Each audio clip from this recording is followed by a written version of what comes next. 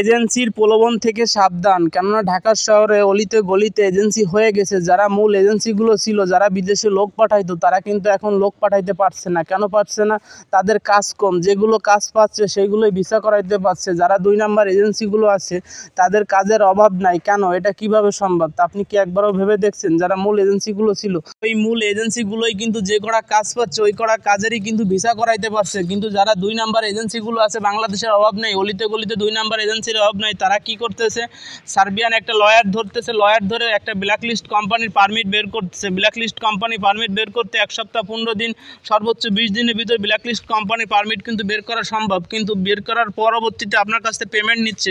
আপনি পেমেন্ট দিচ্ছেন, মনে করেন 1 লক্ষ টাকা দিয়ে দিলেন। 1 লক্ষ টাকার পরে আপনি এগ্রিমেন্টে সাইন করলেন। করার পরবর্তী দ্বিতীয় ধাপে যখন আপনাকে অনলাইন করলো, অনলাইনটা করার পরবর্তীতে আপনাকে অনলাইন চেক দিয়ে আপনাকে দেখাই দিল আপনার পারমিটটা অনলাইন হয়ে গেছে। আপনিও কিন্তু অনলাইন চেক দিচ্ছেন কোনো কম্পিউটারের দোকানে যায়। কম্পিউটারের দোকানে চেক দেওয়ার পরবর্তীতে ওনার সাথে যে চুক্তিগুলো ছিল আপনার কাছে, যে 300 টাকার স্ট্যাম্পে, তখন ওই স্ট্যাম্প অনুযায়ী আপনার যে চুক্তি ছিল 1 লক্ষ বা 1.5 লক্ষ টাকা পারমিট আসার পরবর্তীতে অনলাইন হয়ে গেলে ওনাকে দিতে হবে। তখন কিন্তু আপনি ওই পারমিটের যে পেমেন্টটা ছিল, কিন্তু তখন ওই পেমেন্টটা আপনি দিয়ে দিলেন। পারমিট আসার আগে একটা পেমেন্ট দিলেন, তারপর পারমিট অনলাইন হওয়ার পর আরেকটা পেমেন্ট দিয়ে দিলেন। দেওয়ার পরে আপনার সাথে একটা টাইম নিল 2 মাস বা 2.5 মাসের ভিতরে আপনার পারমিটটা অ্যাপ্রুভাল হয়ে যাবে।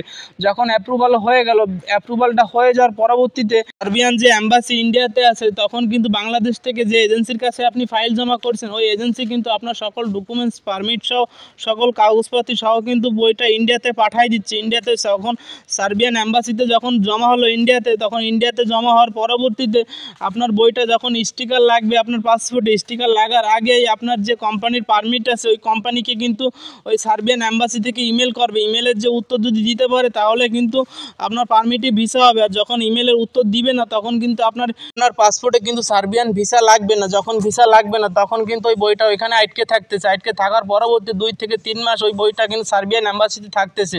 মূল সমস্যা হচ্ছে ওটাতে ব্ল্যাক লিস্ট কোম্পানির পারমিট। ব্ল্যাক লিস্ট কোম্পানির পারমিট কিন্তু অনলাইন হচ্ছে, অ্যাপ্রুভাল হচ্ছে, কিন্তু ভিসা হচ্ছে না।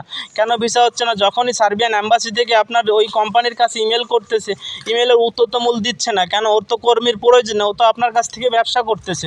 আপনার কাছে 8 লক্ষ টাকা নিচ্ছে, একটা লয়ার ধরতেছে, লয়ারকে 4 লক্ষ বা 5 লক্ষ টাকা দিচ্ছে, আর 2 লক্ষ বা 3 লক্ষ টাকা ভিসা হলে আপনার কাছ থেকে নিতে পারতেছে, কিন্তু ভিসা করাইতে পারতেছে না। তখন কিন্তু আপনার কাছ থেকে আপনি যে টাকা দিছিলেন 3 লাখ বা 4 লাখ টাকা দিছিলেন, তখন কিন্তু 50,000 বা 1 লক্ষ টাকা কাটে রেখে আপনার বাকি টাকা আপনাকে বুঝাই দিচ্ছে।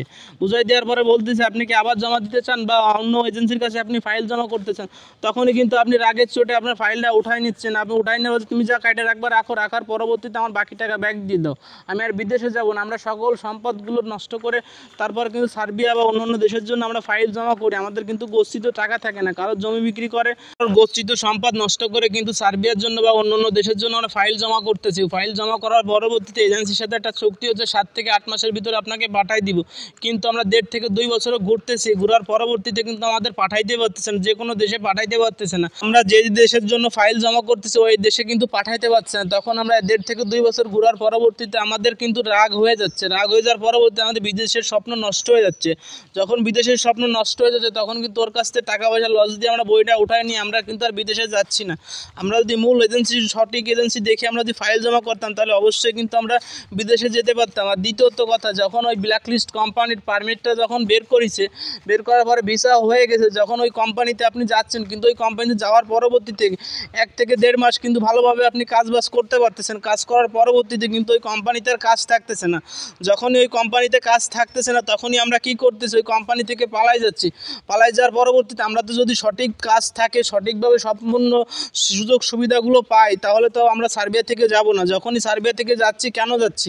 ওই কোম্পানি থেকে সুযোগ সুবিধা আমাকে দিচ্ছে না, বেতন দিচ্ছে না, যে ওভারটাইম দিচ্ছে না, যে খাবার দেওয়ার কথা ছিল, যে থাকার জায়গা দেওয়ার কথা ছিল, এগুলো দিচ্ছে না।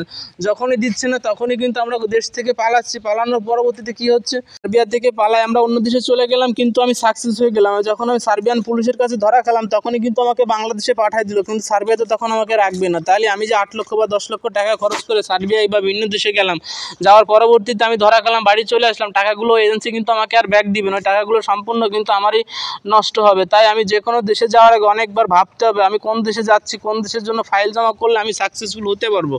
তাই অবশ্যই আপনি যে কোনো ভালো এজেন্সি থেকে আপনার ফাইলটা জমা করুন, কেননা বর্তমানে সার্বিয়ার প্রচুর পরিমাণ ভিসা হচ্ছে, যেগুলো অরিজিনাল পারমিট, অরিজিনাল কোম্পানি, সব কিছু অরিজিনালভাবে কাজ করতে পারছে যে এজেন্সি, সেই এজেন্সির কিন্তু ভিসা হচ্ছে। আর দেখবেন অনেক এজেন্সি আছে ভিসা করাইতে পারছে না, পারমিট হচ্ছে, অনলাইন হচ্ছে, অ্যাপ্রুভাল হচ্ছে, কিন্তু মূল ভিসা হচ্ছে না। কেন হচ্ছে না এটা আপনি একবারও ভেবে দেখছেন? তাই অবশ্যই ভেবে চিন্তে দেখে নতুন করে ফাইল জমা দেওয়ার জন্য আপনি চেষ্টা করবেন যে এজেন্সি ভালো হবে, সে যে এজেন্সির কাছে ফাইল জমা দিলে সেই এজেন্সি আপনার ভিসা করাইতে পারবে, ওই এজেন্সি থেকে আপনি আপনার বইটা জমা করতে পারেন ওই এজেন্সিতে। এজেন্সির যদি কথা কাজে মিল থাকে তখনই আপনি ওই এজেন্সিতে আপনার বইটা জমা করতে পারেন, নাই কিন্তু ওই এজেন্সিতে আপনি বইটা জমা করবেন না। তাই অবশ্যই ভেবেচিন্তে দেখবেন আপনি কী করবেন। 24 সাল তো চলে গেল, 25 সাল ও 26 সালের ভিতরে কিন্তু সার্বিয়া সেনজেনে ঢুকে যাবে। তাই বর্তমানে আপনি 25 সালের ভিতরেই ঢুকতে হবে। 26 সালে মনে করতেছেন আমি সার্বিয়ায় ঢুকবো, কিন্তু ঢুকতে পারবে না। তখন কিন্তু বর্তমানে যদি 90% ভিসা দেয় তখন কিন্তু 40 থেকে 30% ভিসার ইস্যু হবে, কিন্তু আর ভিসার ইস্যু হবে না। যে এজেন্সির কথা কাজে মিল হয় ওই এজেন্সির কাছে আপনি আমার বইটা জমা করতে পারেন, কেননা বর্তমানে আমাদের এজেন্সিতে শতভাগ নিশ্চয়তার সাথে কাজ করা হচ্ছে। কেননা আমরা যে কাজটা নিব সেই কাজটা যদি উঠাইতে না পারি 3 মাসের ভিতরে কিন্তু আপনাকে জানাই দেবো আপনার কাছে, কিন্তু আপনি আমাদের কাছে কিন্তু 6 মাস আপনার ঘুরতে হবে না। তাই অবশ্যই আপনি ভালো কোনো এজেন্সি থেকে, আমাদের এজেন্সি যদি ভালো না লাগে আপনি ভালো কোনো এজেন্সি থেকে আপনার বইটা আপনি জমা করতে পারেন, কেননা আমাদের এজেন্সিতে বই জমা করলে আপনি যে সুযোগ সুবিধাগুলো পাচ্ছেন, কেননা যে এই সুযোগ সুবিধাগুলো অন্য এজেন্সির কাছে পাবেন না।